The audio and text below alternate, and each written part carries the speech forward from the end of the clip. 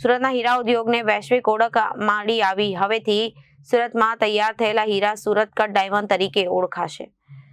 ભારત સરકાર દ્વારા સુરતના ડાયમંડ સત્તાવાર રીતે જીજી ટેગ એનાયત કરવામાં આવ્યો છે। આ ટેગ મળવાથી સુરત અને ગુજરાતમાં તૈયાર થતા હીરાને આંતરરાષ્ટ્રીય બજારમાં એક વિશેષ કાનૂની સુરક્ષાની નવી ઓળખ મળી છે। સુરતના હીરા ઉદ્યોગને વૈશ્વિક ઓળખ મળી હવેથી સુરતમાં તૈયાર થયેલા હીરા સુરત કટ ડાયમંડ તરીકે ઓળખાશે। ભારત સરકાર દ્વારા સુરતના ડાયમંડને સત્તાવાર રીતે જીઆઈ ટેગનું એનાયત કરવામાં આવ્યું। આ ટેગ મળવાથી સુરત અને ગુજરાતમાં તૈયાર થતા હીરાના આંતરરાષ્ટ્રીય બજારમાં એક વિશેષ કાનૂની સુરક્ષા અને નવી ઓળખ મળી। આ દ્વારા મહત્વનું પ્રમાણપત્ર એનાયત કરાયું। આ સિદ્ધિથી પ્રદેશની કુશળ કારીગરોને વૈશ્વિક સ્તરે માન્યતા, આર્થિક ફાયદો થશે।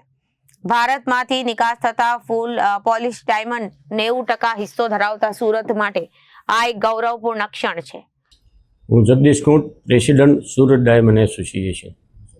સુરતને જે રીતે પોઝિટિવ ઓળખ મળી છે કઈ રીતે ગર્વની વાત? બહુ ખુશી અને આનંદની વાત છે ડાયમંડ ઇન્ડસ્ટ્રી માટે।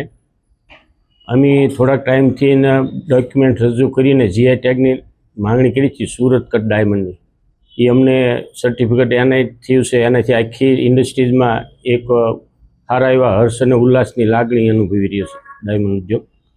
સાથે સાથે જીઆઈ ટેગ મળવાથી ડાયમંડ સિટી તરીકે તો સુરત હતું જ તે પ્રખ્યાત, પણ જીઆઈ ટેગ મળવાથી એક વિસ્તારમાં જે પ્રોડક્શન થતું અને ગુણવત્તાસભર હોય એનું અમને સર્ટિફિકેટ મળવાથી હવે ડાયમંડ ઇન્ડસ્ટ્રીઝમાં સુરતમાં બનતા હીરા અને ગુજરાતમાં બનતા ડાયમંડને એક આગવી ઓળખ મળશે। વિશ્વમાં એની એક પહેચાન ઊભી થઈ છે અને સુરક્ષાની દૃષ્ટિએ પણ એમને રક્ષણ મળશે।